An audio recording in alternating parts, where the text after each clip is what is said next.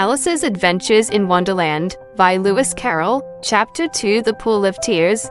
Curiouser and curiouser, cried Alice. She was so much surprised that for the moment she quite forgot how to speak good English. Now I'm opening out like the largest telescope that ever was. Goodbye, feet, for when she looked down at her feet, they seemed to be almost out of sight. They were getting so far off. Oh, my poor little feet, I wonder who will put on your shoes and stockings for you now, dears. I'm sure I shan't be able. I shall be a great deal too far off to trouble myself about you. You must manage the best way you can. But I must be kind to them, thought Alice, or perhaps they won't walk the way I want to go. Let me see, I'll give them a new pair of boots every Christmas. And she went on planning to herself how she would manage it. They must go by the carrier, she thought, and how funny it'll seem, sending presents to one's own feet. And how odd the directions will look. Alice's right foot, ESQ, hearthrug, near the fender, with Alice's love, oh dear, what nonsense I'm talking.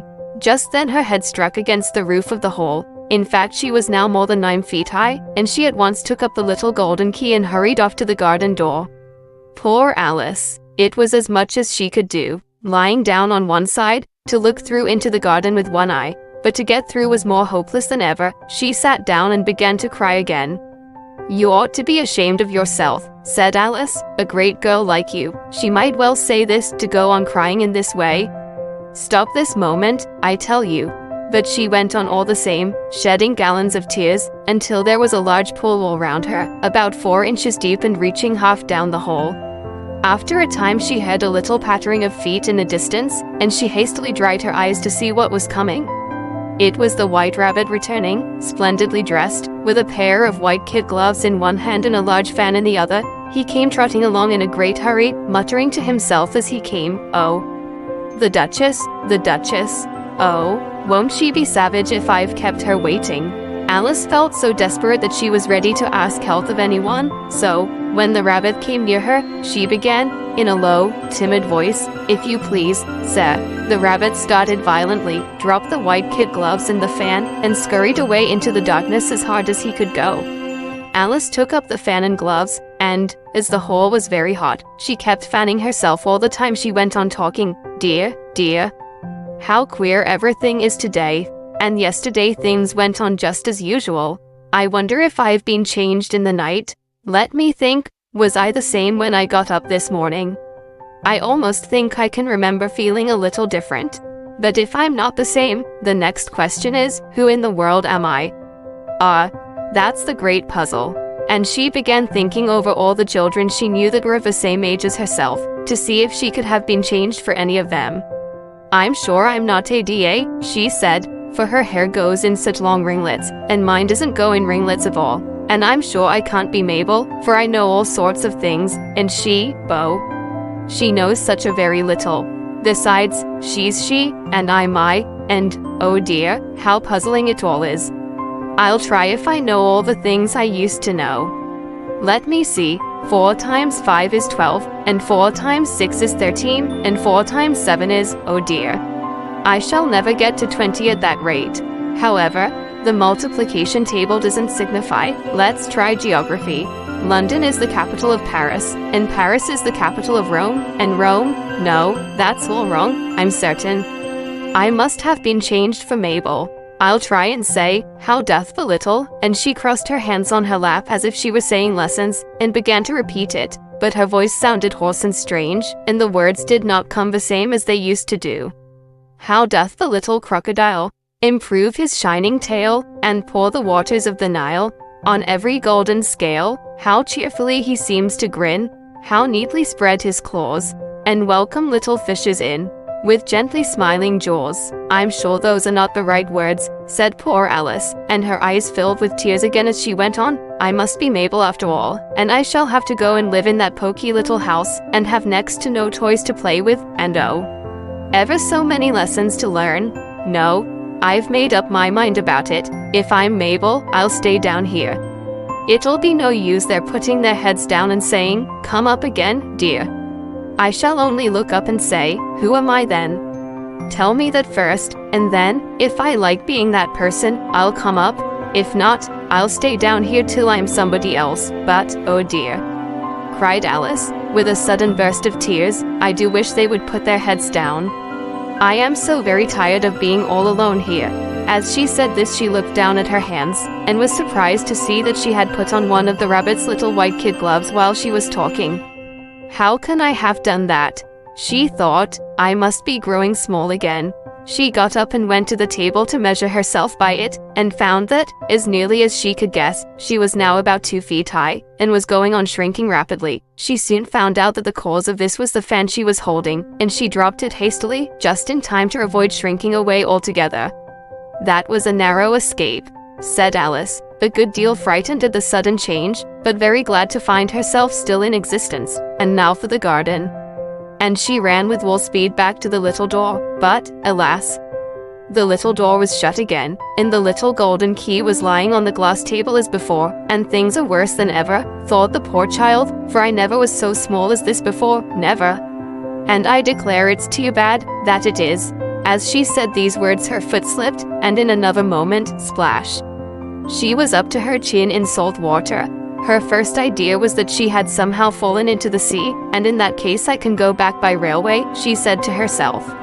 Alice had been to the seaside once in her life, and had come to the general conclusion that wherever you go to on the English coast you find a number of bathing machines in the sea, some children digging in the sand with wooden spades, then a row of lodging houses, and behind them a railway station. However, she soon made out that she was in the pool of tears which she had wept when she was 9 feet high. "I wish I hadn't cried so much," said Alice, as she swam about, trying to find her way out. "I shall be punished for it now, I suppose, by being drowned in my own tears. That will be a queer thing, to be sure. However, everything is queer today."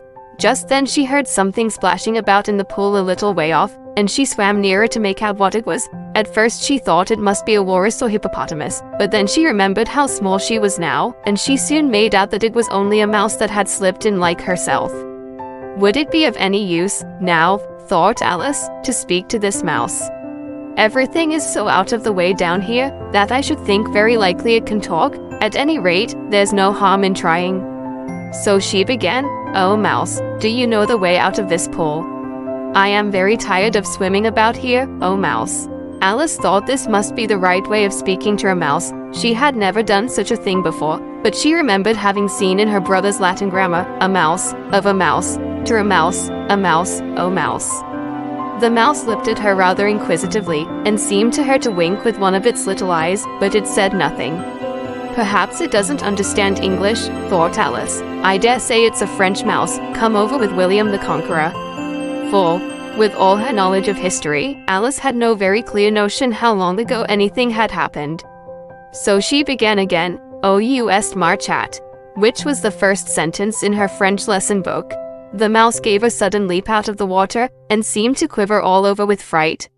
"Oh, I beg your pardon," cried Alice hastily, afraid that she had hurt the poor animal's feelings. "I quite forgot you didn't like cats." "Not like cats," cried the mouse, in a shrill, passionate voice. "Would you like cats if you were me?" "Well, perhaps not," said Alice in a soothing tone. "Don't be angry about it. And yet I wish I could show you our cat Dinah. I think you'd take a fancy to cats if you could only see her. She is such a dear quiet thing," Alice went on, half to herself, as she swam lazily about in the pool, "and she sits purring so nicely by the fire, licking her paws and washing her face, and she is such a nice soft thing to nurse, and she's such a capital one for catching mice. Oh, I beg your pardon," cried Alice again, for this time the mouse was bristling all over, and she felt certain it must be really offended. "We won't talk about her any more if you'd rather not." "We indeed," cried the mouse, who was trembling down to the end of his tail. "As if I would talk on such a subject. Our family always hated cats, nasty, low, vulgar things." "Don't let me hear the name again." "I won't indeed," said Alice, in a great hurry to change the subject of conversation.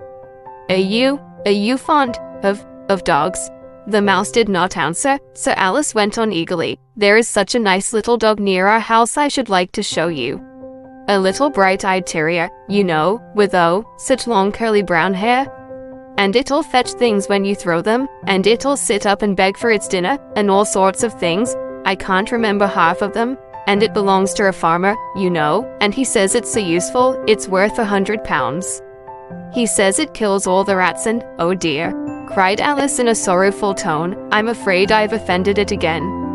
For the mouse was swimming away from her as hard as it could go, and making quite a commotion in the pool as it went. So she called softly after it, Mouse dear, do come back again, and we won't talk about cats or dogs either, if you don't like them. When the mouse heard this, it turned round and swam slowly back to her. Its face was quite pale, with passion, Alice thought, and it said in a low trembling voice, let us get to the shore, and then I'll tell you my history, and you'll understand why it is I hate cats and dogs. It was high time to go, for the pool was getting quite crowded with the birds and animals that had fallen into it. There were a duck and a dodo, a lory and an eaglet, and several other curious creatures. Alice led the way, and the whole party swam to the shore.